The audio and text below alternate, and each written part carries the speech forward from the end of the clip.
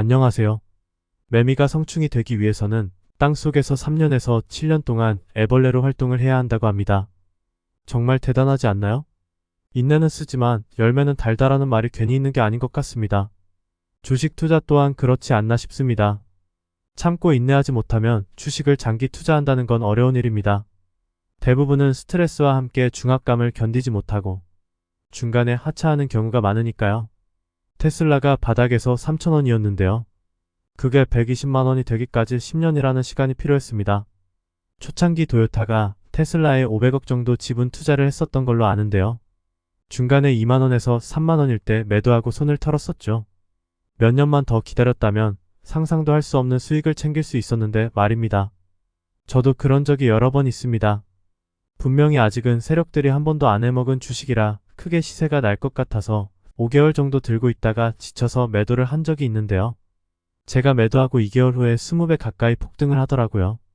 닭 쫓던 게 신세가 된 거죠. 얼마나 열이 받던지 아마 여러분도 잘 아실 겁니다. 그럼 왜 시세가 날 때까지 기다리지 못하는 걸까요? 확신이 들지 않기 때문입니다. 때문에 조정이 길어질수록 심리적으로 흔들릴 수밖에 없습니다. 따라서 절대 올인이나 몰빵을 해서는 안 됩니다. 그리고 여윳돈으로만 이삭을 줍듯이 조금씩 모아가는 것이 좋습니다.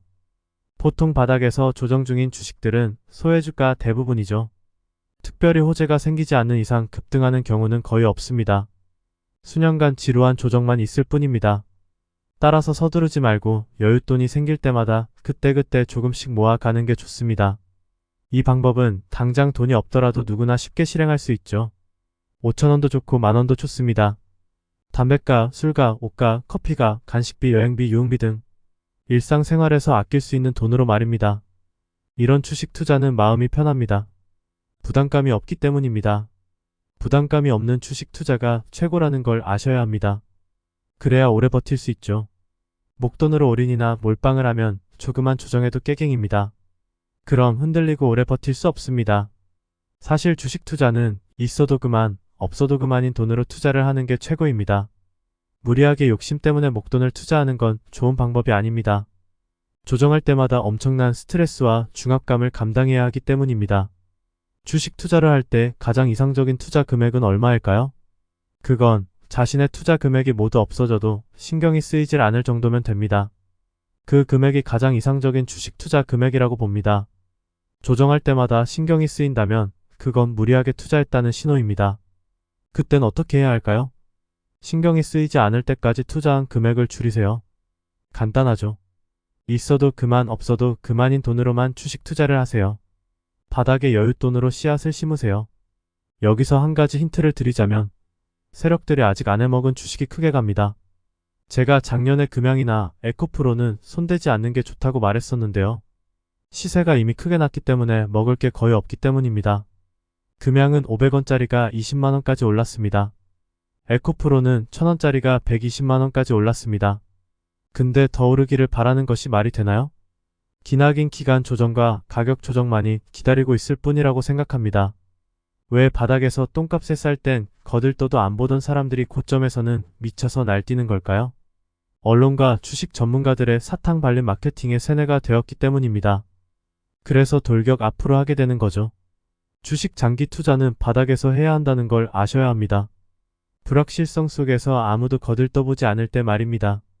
때문에 결단력과 과감한 용기가 필요합니다. 또한 자기 자신에 대한 확신이 없으면 안 됩니다. 그리고 참고 인내하며 열매가 열릴 때까지 기다리는 거죠. 이런 정신적 신념이 없다면 주식 사기꾼들의 사탕 발림에 속아 놀아나게 되는 겁니다. 미친 개소리로 들리겠지만요. 며칠 전 2조 3천억의 담합을 한 관련자들에게 각각 1억에서 2억 내외의 과징금과 집행유예가 판결됐는데요. 기가 찰 일이 아닌가 합니다. 담합은 자본주의 사회의 근간을 흔드는 무척 나쁜 행위라고 보는데요. 때문에 이런 판결은 너무나 실망스럽다고 봅니다. 대한민국이 자본주의 사회가 맞는지 의심이 들 정도입니다. 우리나라처럼 사업하기 좋은 나라가 또 있을까요? 아마 유럽이나 미국에서 저렇게 했다면 천문학적인 과징금이 부과되지 않았을까 하는데요. 제가 어렸을 때 어른들이 대한민국 법은 나이롱이라고 말했던 걸 기억합니다. 유독 대한민국 법은 힘 있는 자들과 가진 자들에게는 한없이 자비로운 것 같습니다. 그래서 사기가 도처에 만연한 겁니다. 2022년 전체 사기 피해액 규모가 30조에 가깝다고 들은 것 같은데요. 대한민국에서 사기는 이제 거대한 산업이라는 것을 아셔야 합니다.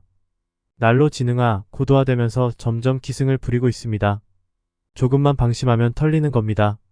최상위 포식자들이 여러분의 돈을 노리고 있다는 것을 항상 명심하세요. 법은 선량한 여러분의 편이 아닙니다. 따라서 도처에 사기가 만연하고 있는 겁니다. 그래서 먼저 헤쳐먹는 놈이 장땡인 거죠. 빌라 전세 사기가 왜 없어지지 않는지 아세요? 사실은 생각보다 간단합니다. 최상위 포식자들이 빌라 전세 사기가 없어지기를 바라지 않기 때문입니다. 이 빌라 전세 사기는 정확하지는 않지만 10년 전부터 조금씩 언론에 오르내렸던 것 같은데요. 그때 제대로 제도적 보안 장치를 마련했다면 지금과 같은 엄청난 피해를 막을 수 있었을 겁니다. 사실 그 제도적 장치라는 것도 그리 어렵지 않습니다. 법인이 아닌 일반인이 5채나 10채 이상의 빌라를 전세 놓는다면 나중에 세입자에게 보증금을 돌려줄 수 있는 능력이 되는지 심사할 수 있는 시스템을 만들면 된다고 보거든요. 만약 그게 의심스러우면 전세금의 일부를 국가 기관에 공탁하게 만들고요. 하지만 그렇게 하지 않는 이유는 가수요를 막게 되어 집값에 영향을 줄 수 있기 때문이 아닌가 합니다. 누가 뭐래도 최상위 포식자들의 재산 증식 1호는 부동산이니까요. 이것처럼 쉽게 돈 벌 수 있는 수단이 없기 때문입니다. 그러니 최상위 포식자들이 그걸 좋아할 이유가 없죠. 솔직히 그들 입장에서 선의의 피해자가 나오든 말든 관심이 없을 겁니다. 내 배만 채울 수 있다면 그보다 더한 짓도 마다하지 않을 테니까요. 프랑스 혁명과 같은 천지개벽이 일어나지 않는 이상 여러분은 최상위 포식자들의 밥이 될 수밖에 없다는 것을 아셔야 합니다. 때문에 항상 경계하고 조심하는 게 최선입니다. 사실 빌라 전세 사기를 안 당하는 방법은 생각보다 간단합니다. 매수를 하면 되거든요. 근데 그건 또 싫죠. 왜냐고요? 빌라는 아파트처럼 가격이 안 오르거든요. 그래서 싸게 빌라에 전세로 살다가 돈이 모이면 아파트로 옮겨가려는 심리가 강하죠. 사기꾼들은 그걸 이용했던 거고요. 여하튼 이 사기 공화국에서는 사기를 당하지 않는 것만으로도 성공한 인생이 아닌가 합니다. 그래서 제가 여러분에게 틈만 나면 사기를 조심하라고 말하는 겁니다. 당하고 질질 짜봐야 그땐 늦기 때문입니다. 항상 의심하고 경계하십시오.